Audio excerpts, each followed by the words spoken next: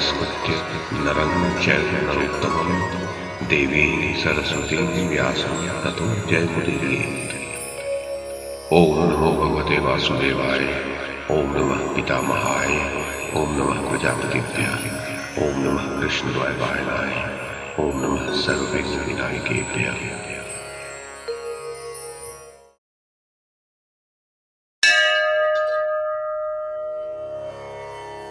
वैशंपायन जी कहते हैं, जन्मेजय, शिशुपाल बोला, कौरव्य, यहाँ इन महात्मा भूपतियों के रहते हुए ये वृष्णिवंशी कृष्ण राजाओं की भांति राजोचित पूजा का अधिकारी कदापि नहीं हो सकता।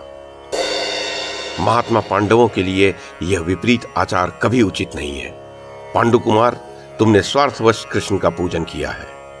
पांडवों, अभी तुम लोग बालक हो, तुम्हें धर्म का पता नहीं है, क्योंकि धर्म का स्वरूप अत्यंत सूक्ष्म है। ये गंगानंदन भीष्म बहुत वृद्ध हो चुके हैं। अब इनकी स्मरण शक्ति समाप्त हो चुकी है। इनकी सूझ और समझ भी बहुत कम हो गई है। तभी इन्होंने कृष्ण की पूजा की सम्मति दी। भीष्म, तुम्हारे जैसा धर्मात्मा पुरुष भी जब मनमाना अथवा किसी का प्रिय करने के लिए मुंह देखी करने लगता है, तब वह साधु पुरुषों के समाज में अधिक अपमान का पात्र बन जाता है। ये सभी जानते हैं कि यदुवंशी कृष्ण राजा नहीं है। फिर संपूर्ण भूपालों के बीच तुम लोगों ने जिस प्रकार इसकी पूजा की है, वैसी पूजा का अधिकारी ये कैसे हो सकता है? कुरुपुंगव, अथवा यदि तुम कृष्ण को बड़ा बूढ़ा समझते हो, तो इसके पिता वृद्ध वसुदेव के रहते हुए उनका यह पुत्र कैसे पूजा का पात्र हो सकता है? अथवा यह मान लिया जाए कि कृष्ण तुम लोगों का प्रिय चाहने वाला और तुम्हारा अनुसरण करने वाला सुहृद है, इसलिए तुमने इसकी पूजा की है, तो भी यह ठीक नहीं है, क्योंकि तुम्हारे सबसे बड़े सुहृद तो राजा द्रुपद है।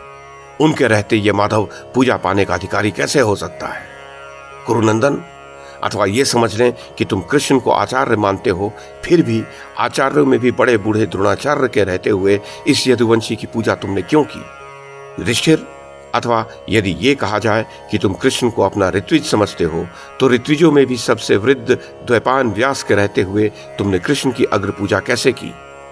राजन, शांतनुनंदन भीष्म पुरुष शिरोमणि तथा स्वच्छंद मृत्यु हैं। इनके रहते तुमने कृष्ण की अर्चना कैसे की? युधिष्ठिर, संपूर्ण शास्त्रों के निपुण विद्वान वीर अश्वत्थामा के रहते हुए तुमने कृष्ण की पूजा कैसे कर डाली?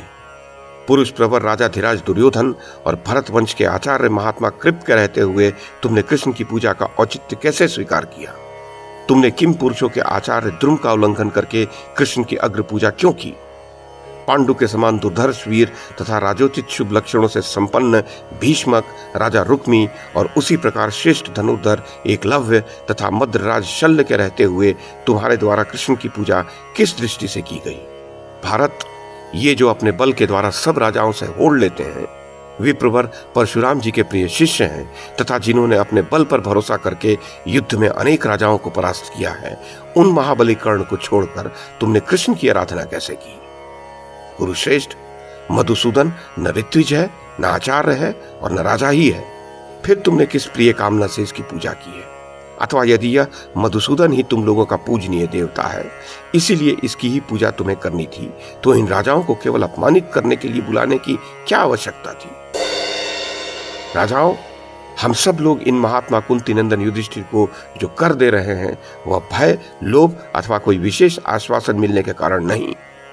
हमने तो यही समझा था कि ये धर्माचरण में संलग्न रहने वाला क्षत्रिय सम्राट का पद पाना चाहता है, तो अच्छा ही है। यही सोचकर हम उसे कर देते हैं, परंतु यह राजा युधिष्ठिर हम लोगों को नहीं मानता है। युधिष्ठिर, इससे बढ़कर दूसरा अपमान और क्या हो सकता है कि तुमने राजाओं की सभा में, जिसे राजोचित चिन्ह छत्र चवर आदि प्राप्त नहीं हुआ है, उस कृष्ण की अर्घ के द्वारा पूजा की है। धर्मपुत्र युधिष्ठिर को अकस्मात ही धर्मात्मा होने का यश प्राप्त हो गया है, अन्यथा कौन ऐसा धर्मनिष्ठ पुरुष होगा जो किसी धर्मच्युत की इस प्रकार पूजा करेगा? वृष्णिकुल में पैदा हुए इस दुरात्मा ने तो कुछ ही दिन पहले महात्मा राजा जरासंध का अन्यायपूर्वक वध किया है। आज युधिष्ठिर का धर्मात्मापन दूर निकल गया, क्योंकि इन्होंने कृष्ण को अर्घ निवेदन करके अपनी कायरता ही दिखाई है।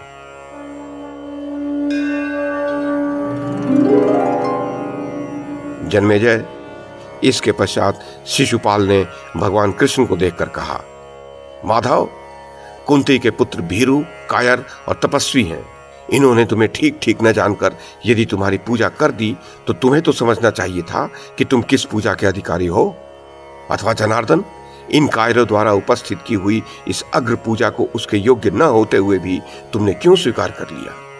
जैसे श्वान एकांत में चू कर गिरे हुए थोड़े से भविष्य को चाट ले और अपने आप को धन्य धन्य मानने लगे, उसी प्रकार तुम अपने लिए अयोग्य पूजा स्वीकार करके अपने आप को बहुत बड़ा मान रहे हो। कृष्ण, तुम्हारी इस अग्र पूजा से हम राजा धीराजों का कोई अपमान नहीं होता, परंतु ये कुरुवंशी पांडव तुम्हें अर्घ देकर वास्तव में तुम ही को ठग रहे हैं। मधुसूदन, जैसे नपुंसक का विवाह रचाना और अंधे को रूप दिखाना उनका उपहास ही करना है, उसी प्रकार तुम जैसे राज्यहीन की यह राजाओं के समान पूजा भी विडंबना मात्र ही है। आज मैंने राजा युधिष्ठिर को देख लिया, भीष्म भी जैसे हैं उनको भी देख लिया, और इस वासुदेव कृष्ण का भी वास्तविक रूप क्या है ये भी देख लिया। वास्तव में ये सब ऐसे ही हैं। जन्मेजय, उनसे ऐसा कहकर शिशुपाल अपने उत्तम आसन से उठकर कुछ राजाओं के साथ उस सभा भवन से जाने को उद्यत हो गया।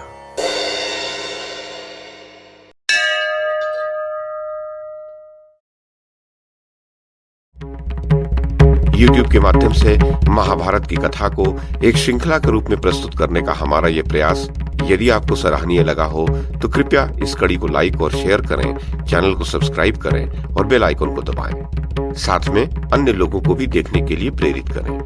धन्यवाद और नमस्कार।